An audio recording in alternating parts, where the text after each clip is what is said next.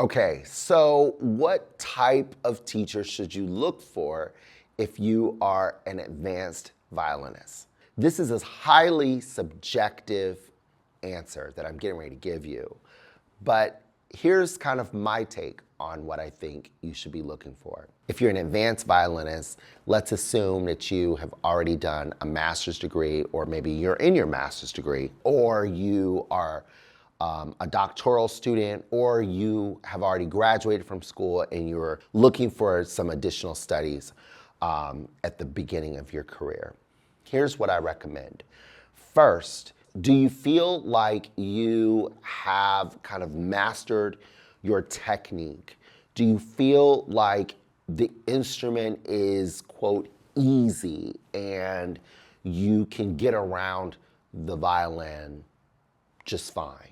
If the answer is yes, then I think it leads to my next question, which is, what is it that you're looking for? When I say, what are you looking for, I mean more specifically, what type of career are you looking for? Are you looking to become a professional violinist who plays in an orchestra?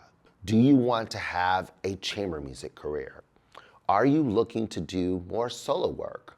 Or are you even just looking to become a teacher, whether it's at the university level or high school, pre-college level? Whatever it is, there's a teacher out there that's just for you.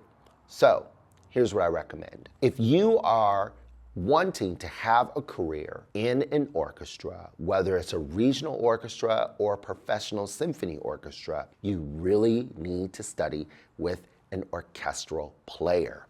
There are many orchestra players out there who teach at universities and conservatories around the world.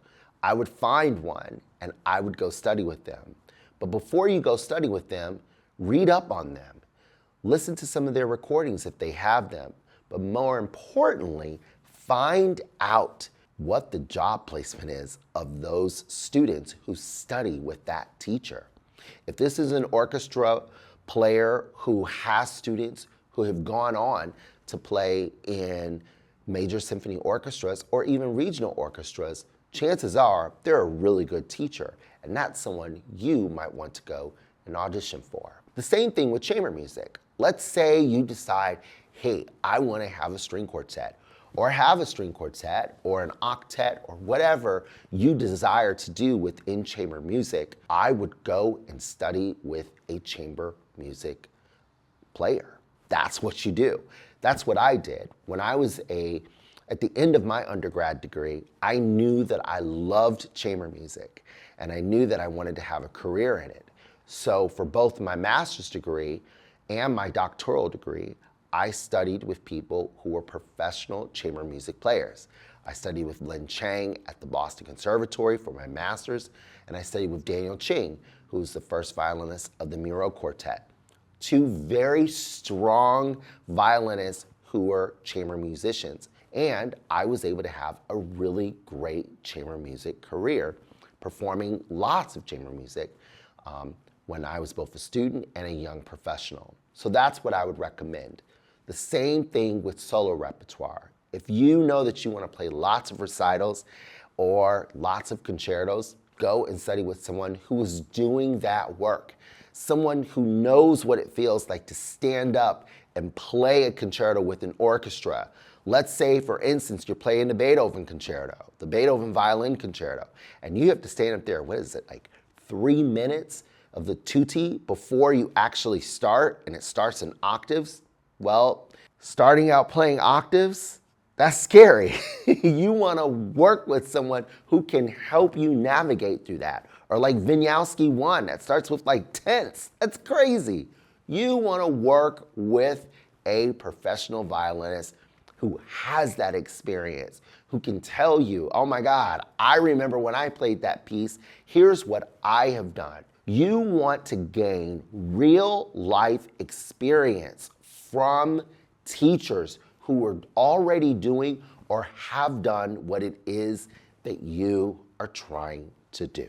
Now let's say you're like, I still have some holes in my technique, or there's some things that I still feel like I need to learn musically, but I'm not yet ready for a career in music, then I would go and study with someone who is really good at pedagogy, who really understands the nuts and bolts of technique and of violin playing, who can help kind of fill those holes and those gaps that you have within your own violin technique. Then, after you feel like you have accomplished that, then I would, once you've decided what it is that you want to do, whether it's playing a symphony or chamber music or solo, then I would go and find that instructor and then start to polish your playing by working with that individual. I hope that that has been really helpful. This is just all from my experience of what I've done, and I hope that you find this information valuable to you.